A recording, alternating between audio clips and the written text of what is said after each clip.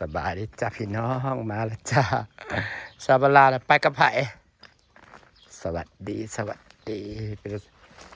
สัมภาษณ์เจ๊พันก่อนจะว่าเห็ดบอลหนังหรือจะว่าเย็นกว่าบดจักเนาะอยู่ภูกระห้อนคือกันนะนี่เนี่ยลมมันโล่งอยู่นะ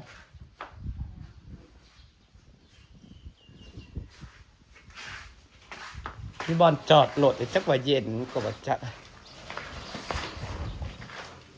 อันนี้ก็เย็นไม่นั่งเลยก็ โอ้ เย็ ย น โรดสติมั่ว จะไปใส่ ซื้ออาหารป่านี่ป่าเอาอาหารยังแต่มาแต่เข้มมาละแต่ผมน้องแต่ซื้อป่ามายังบ่ได้เอาอาหารป่าเอาโรดสติเลย ไปตัดออกไปอ่ะ ได้เบียร์ใหม่ไปซื้อมา อยู่นี่ก็เย็นอยู่เลยไปหาหมอนะเขาว่าได้ไรเขาฉีดสลายให้อยู่บ่เฮ้ยเขาฉีดส ถ้า ลาย เขาคิดออกมันก็คือออกหมดเลย เฮ็ด หน้ากูข้างน้อยข้างใหญ่แต่ว่าอีนี่ถ้าคิดออก เขาเฮ็ดได้ บ่ได้เฮ็ดหยังเนี่ยมันสิแบบมีมันสิฉลาดกูแล้วมันแพ้ เพิ่นว่า บ่แพ้มันก็บ่ได้เป็นหยังเด้ เพิ่น มัน ว่า ยามมันฉีดคือเต็งตึงก็คือโอเคเลยกูเป็นแพ้คนที่แพ้นี่คือเลิก คือแผลมันสลายลงบ่ได้แต่ข้างเดียวนี่นะ จะได้ ข้างนี่นะพอดีแล้วกว่าข้างนี่ ถ้า นะ คิดออกก็คือได้เลย คือเว้าออกซะ ก็คือแบบว่ามันจีแบบว่ามันสามารถแสลงมันก็สิบวมขึ้น ถ้าแล้วมันก็สิยุบบวมยุบอยู่นี่ อันนี้รอบที่สองนี่รอบที่สอง เอาแล้วเฮากินผิดแล้วบวมว่าจะได้หรือว่ามันตั้งมันบวมเอง มันบวมเองมันบวมที่มึงมาแต่ละเด้ที่กว่า อันนี้มันยุบลงแล้วนี่นะ บ่อันมันขึ้นไหม บ่ ขึ้นไหม ข้างฟังนี่คือบ่บวมซะ บวมข้างมันบวมแต่ข้างเดียว กูเติมข้างนี้ค่อนข้างจะร้ายกว่าข้างนี้เด้ วันหน้ามึงเบี้ยวมาพังที่ แม่นากูเบี้ยว มันโกนนั่นเองนี่ แม่นหน้า แล้วเขา เบี้ยว มาจิ้มให้นั่นนี่ร้าย แล้วมันเลยแบบ มันแสลงยังไงมันก็สีบวม เพิ่นน่ะบ่มีทางแก้เพิ่นวะ นอกจากคิดออกเลยคิดออกกันหนักมันก็สิข้างน้อยข้างใหญ่แต่ข้างนี่แห้งนะข้างนี่แห้งรูปอยู่ เออ เอาเติมขึ้นในมุมนี่บ่ได้บ่ซะ แถวนี้เขาสีกูเสียบเบิดเลยแถวนี้นั่นนี่พัดเขา บ่เห็นเป็นหยัง ใช้เวลากว่าอันกว่าหนาหัวคิ้วกูคือยังเป็นห้องอยู่กูอ่ะ เออ กูขึ้นไปตะกี้นี่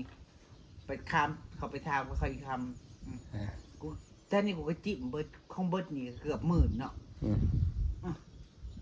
จิ้มนี่จิ้มนี่จิ้มนี่ เขา จิ้มนี่จิ้มนี่ เปลี่ยนจากผีเป็นคน เปลี่ยนจากคนเป็นผี เฮ้ยมึงได้เบี้ยอยากมาเด้ โอ้ย เบิดเท่าใด ชนะนะช่างไอ้กูรถกูหลานเด้อไปชื่อเองนี่เด้อมันถือก็จริง ค่าภาษี400ค่าเหือ300ค่ามาดึงขึ้นตะพังลาวอีก300 เป็นเท่าใดวะเฉพาะค่าแล้วก็เบิด1,000 กว่าบาทแล้ว โอ้ย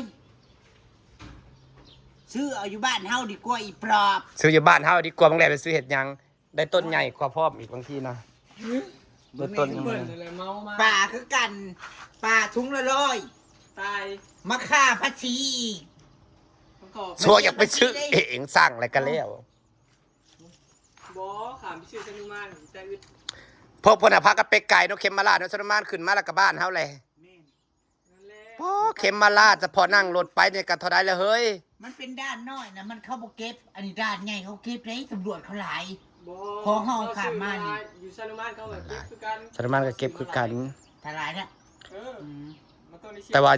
มันยังมีสิทธิ์อะถ้ามันอยู่ไกลอันเด้ นี่ต้นมักต้องชั้นนี่นะ ปลาซื้อมาลายดิสอนนี่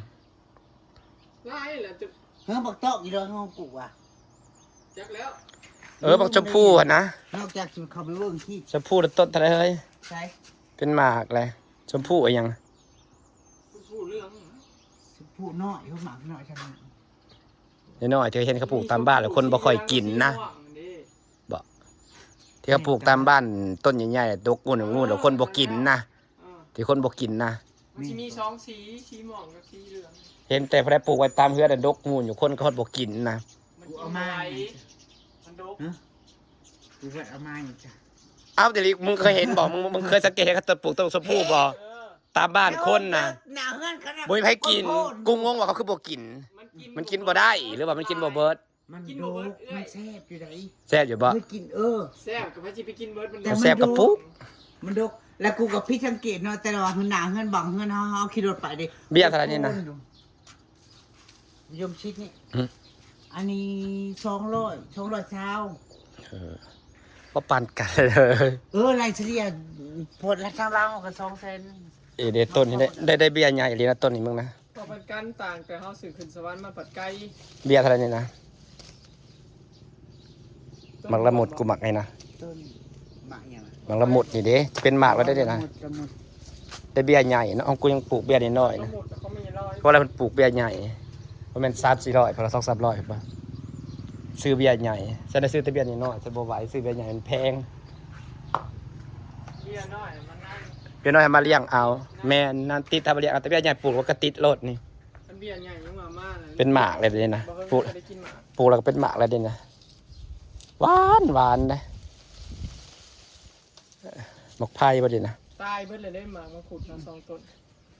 บ่ติดจับ มันติดแล้วหักมันมาฮอดปีนี้ แดดโพด แต่ปลูกตั้งแต่ยามพ้นปีแล้วมาขุดตาย มันแดดโพ มั ด นแดด มังคุดมันอยู่ข้างหน้าเลยเนาะ มัน ตาม ต้ คลอง ตามคลอง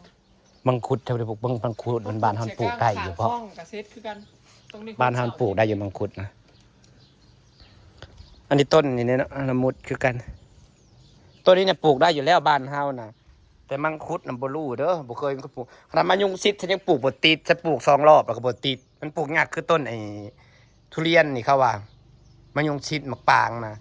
ฉันได้สั่งเบี้ย2 รอบแล้วเบี้ยรอบแรกก็ใส่เบี้ยน้อยก็บ่ติดรอบ2เบี้ยใหญ่แล้วนี่แหละ มันยังบ่ยากคือมันขุดพี่ เบี้ยใหญ่แล้วนี่แหละบ่ติดตั้งที่จะเป็นคนปลูกยังก็ติดมันแสดงมันปลูกยากมังคุดก็ปลูกยากเพราะบ้านเฮาบ่ค่อยเห็นต้นมังคุดเนาะเฮาดูแลบ่เป็นแม่น คันบ่มีน้ำฟองแล้วเนาะตายคือของเราขนาดปลูกมันติดมาแล้วเลยมันตาย แม่นมันยืนต้นตายคล้ายๆกับอัน ตาย ทุเรียนแหละทุเรียนกับมันยืนต้นตายครับมันบ่ได้อากาศบ่ได้ครับหลายอย่างเลยมาปลูกทุเรียนบ่ได้ติดได้ เสื้อล่ายังนี่แหละ แม่นนะ มันใหญ่อะมันจะเป็นเสื้อ มะยงชิดคือกันนี่นะเพิ่นผู้นี้ก็คือกันนี่นะมะยงชิดนะมะยงชิดมาต้น จังได้เอามาลา เขาปลูกบ่ติด2 รอบ เวลา พุ่น เราปลูกต้นใหม่นะดกเลยเป็นดีดกนะ พังเบิ่งก้อนมะยงชิดพวกนี้มันก็อยากยืนอยากยืน ต้นอันนี้ก็ อยากยืนต้นตายคือกัน ต้นกล้วยเอามาลาปลูกมีแต่ตัวดกๆนาๆแล้วก็เคยยาว ออกไปเปลี่ยนเครื่องอย่างมันยังไง มึงก็เอาใส่ท้ายรถมึงออกรถ บอกกูจีขับไปซาเล้งมา ๆมันว่าสูบลมก่อน ออกสวนบ่เย็นนี่อยู่สวนซะบ่ฮ้อนแท้